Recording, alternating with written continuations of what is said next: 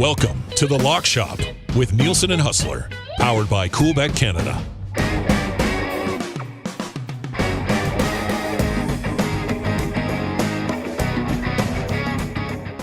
Welcome back inside The Lock Shop, everybody. Happy Wednesday as we work closer to another week of National Football League betting playoff action coming up. Very much looking forward to that. We got some NHL action tonight. We had some NHL action last night. I guess I'll let you address that Jets thing in a second. We have golf picks on the way as well. But as always, the Lock Shop brought to you by our wonderful partners at Coolbet. If you've not yet signed up for an account, do so right now at coolbet.com and use the code LOCKSHOP when you do. Huss, what's up, buddy? Well, not much. Looking forward to WST. Lots to get to today. And yeah, hey, just a sec, Huss. Just wait once. Just stop for a sec.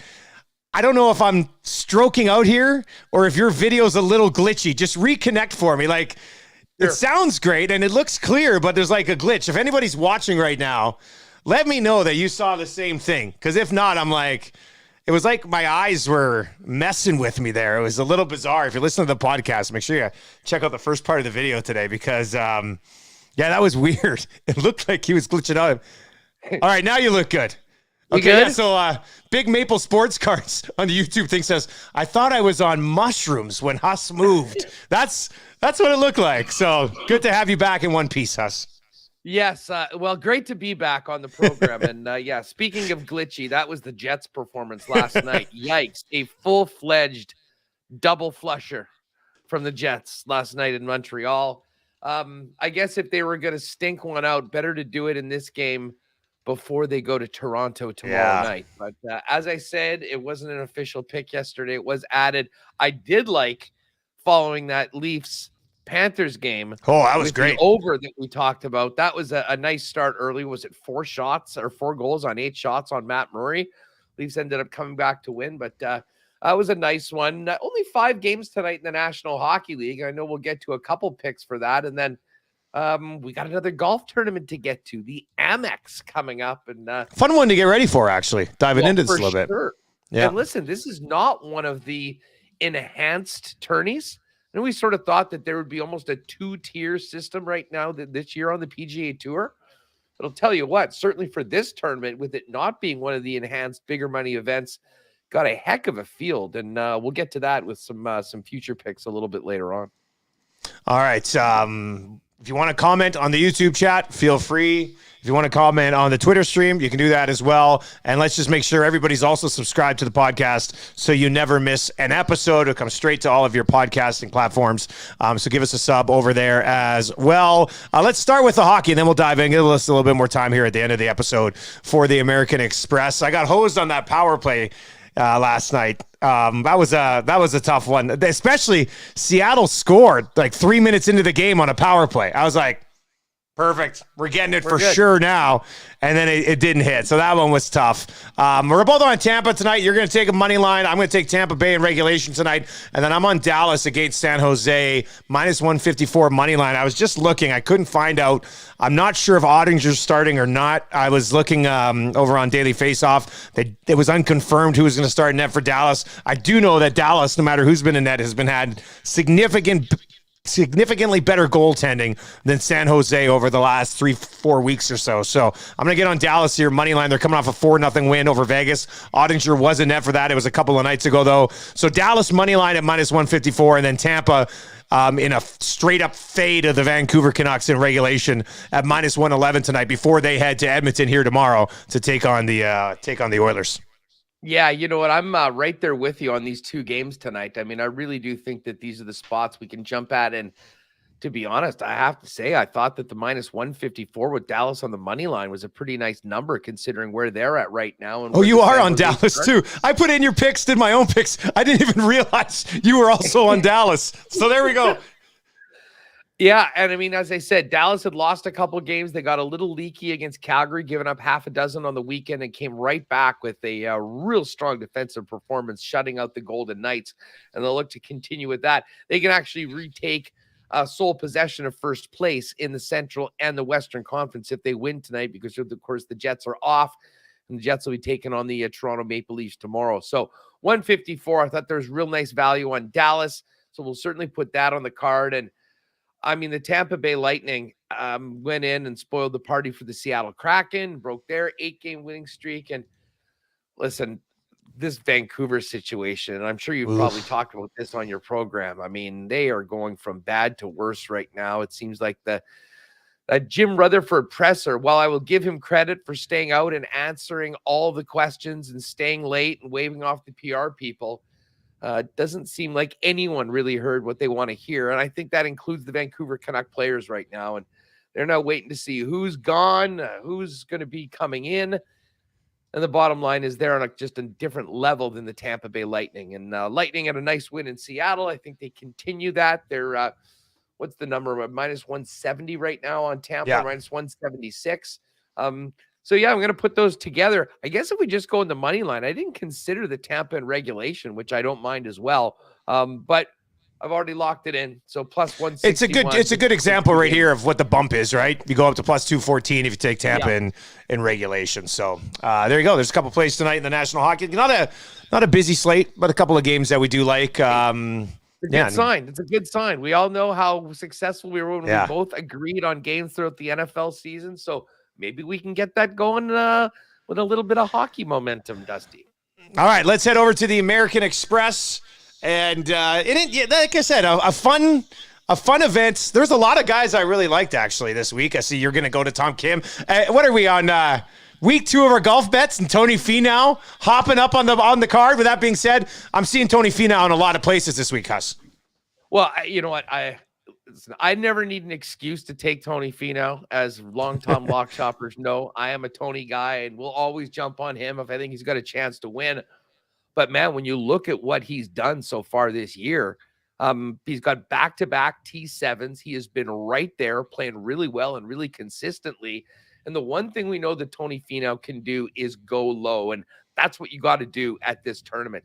It's been minus 23, the winning score, the last couple years. The 2 years before that, minus 26. So, listen, Tony's been consistent right now. Probably would like a few more putts to drop. But his game, the way it's trending right now, and the fact that, you know, he's been winning a lot over the last couple of years. Tony was always the contender, top 10 Tony, top 5 Tony. He's turned into winner's circle Tony over the course of the last year. And early in this season, where he's had a real strong start, I think that he is very dangerous, and there's a reason why he's at 15-1. Actually, you can get a bit better number on Tony right now. I just looked. He's actually at 16. So maybe it got bet down and it's gone back up a little bit. So Finau has been great, top 10 machine. Let's see if he can win. 16-1 right now, a cool bet. And then Tom Kim. And honestly, I just think there's really good value. I couldn't stay away from him.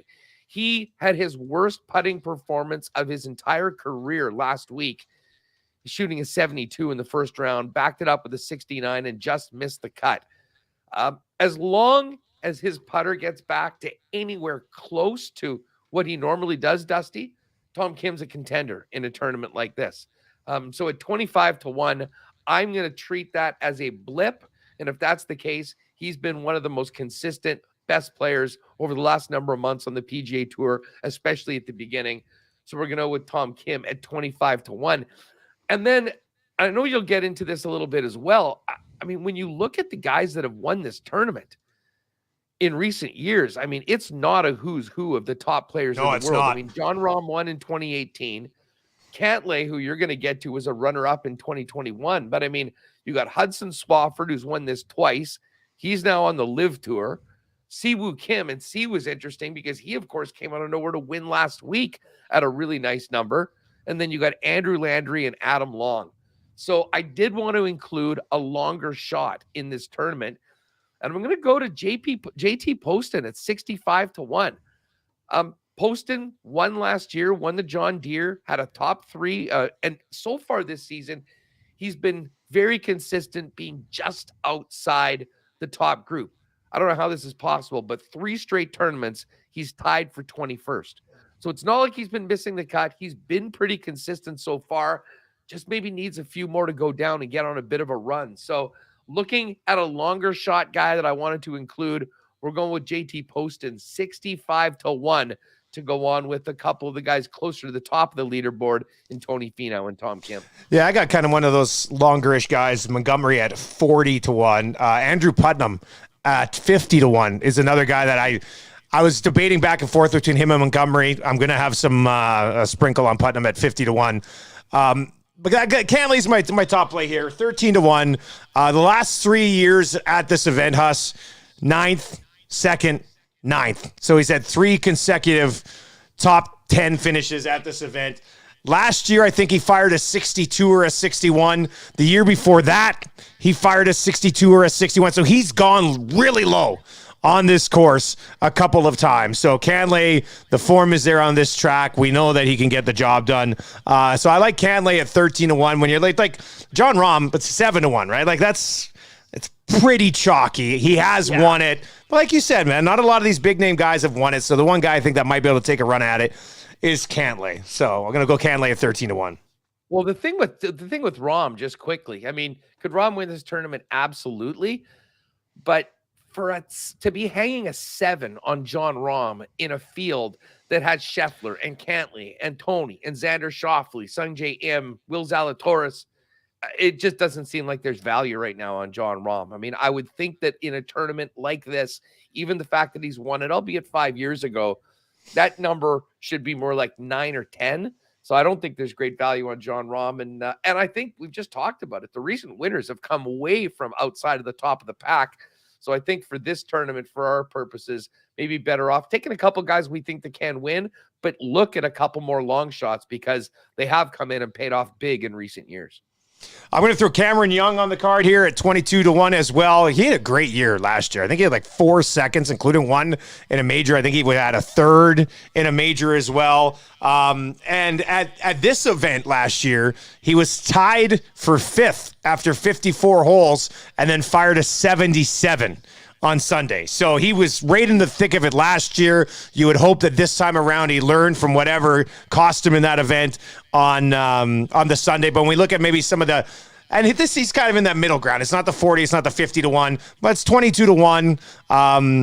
And that's what we see for this tournament. Some of these other guys who step up and win it. So I think Young's got a nice year set up here. I think he's going to have a really good season last year, and I don't even know if he could have as good a year this year as he did last year. But the fact that he played this event well last year and in big events with good fields, he's had success. So I'm going to go with Cameron Young at 22-1. And then my other pick's going to be Montgomery at 40-1 right now. And Taylor Montgomery, this is just more so his recent form and his ability to putt. So going back to August, I guess, September, the Fortinet Championship. This is the run that Taylor Montgomery's been on. He finished 3rd there. Then he was T9, T15, T13, T10, T57, and then T15. And then at the Sony Open, he was T12. So he's been top 15 in 8 of his last 9 events, which is crazy. And on top of that, I think he's 8th in strokes gained on the green so far this year. So he's been putting really well earlier in the year. And if you're going to go low here, you're going to have to putt well. So Taylor Montgomery, 40-1 would be my longer-ish shot. And then I did mention Andrew Putnam, who's a 50-1 shot. I've seen his name pop up in quite a few places as well. And he's been great with the putter so far this season as well. So I'm probably going to sprinkle him too, but I couldn't find a spot for him in my 3 picks. So I'm on Cantlay 13-1, Young 22-1, and Montgomery 40-1 because he's just been playing extremely well and he's been putting very well. You know, and just one guy that, we sort of just briefly mentioned is Siwoo Kim. And Siwoo winning last week is still 40-1. And he has been a guy that's been known to run hot. He had that great 64, but then maintained it. He went 64, 68, 77, 67, 67, coming up last week.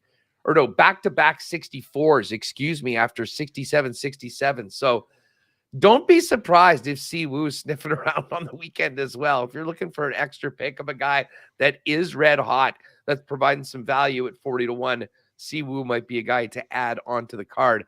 He was 23 under when he won this event a couple years ago, right? So exactly.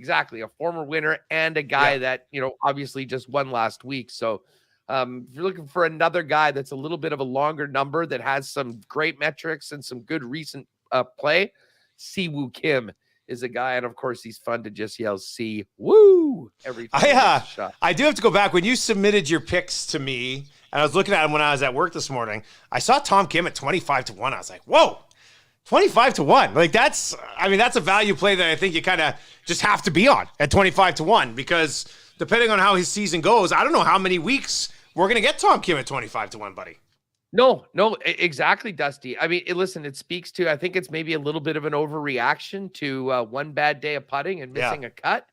And then the other thing is that this is a pretty strong field that I don't think they really expected, when they were kind of laying out the schedule. So should be a fun tournament. Always a great course out there on the West Coast, and see what happens. But it would be nice to get somebody in the winner's circle right off the bat, a January winner in the lock shop at the early stages of the PGA Tour season.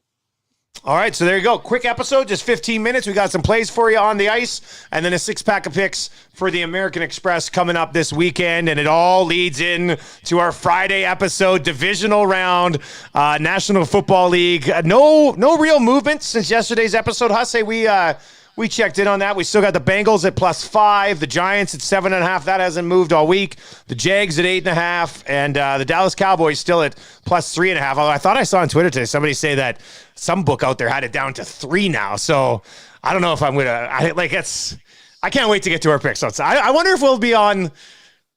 I wonder if we'll be on the same page for all 4 games. We'll have to see. I bet you we're on the same page for 3, and there's one we go head to head on.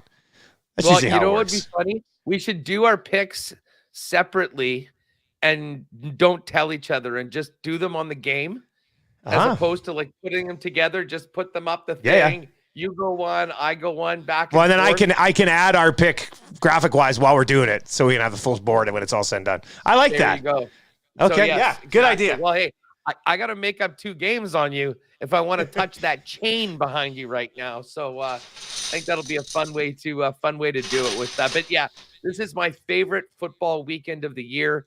For my money, it's the 8 best teams, the 4 best games. We've got 2 on Saturday, 2 on Sunday. And I'm already dreading the fact that after this weekend, we'll only have 3 NFL games left in the season, but they will be good ones. And we'll find out, of course, whether the Chiefs and Bills are going to Atlanta or whether that AFC Championship game will be played at a home stadium of one of the teams. I can already see it now because I know it's going to happen. XFL betting with Nielsen and Huss on the Lock Shop. Gonna have to get our fix, buddy. Yeah. Okay. Yeah. So the XFL is on right after NFL season. I think it starts in February. Beautiful. Heck, it might even start sooner. XFL guy. Yeah. Huge XFL guy from the 1.0 version. I think that they are ahead of the game in so many things that actually has made broadcasting football better. And I was so disappointed when their season got canceled due to COVID a couple years back. Yeah. So the more football, the better. And you damn well can count on XFL picks in the Lock Shop as soon as we get out of the NFL season. But first things first, let's get to the divisional weekend with a big show on Friday.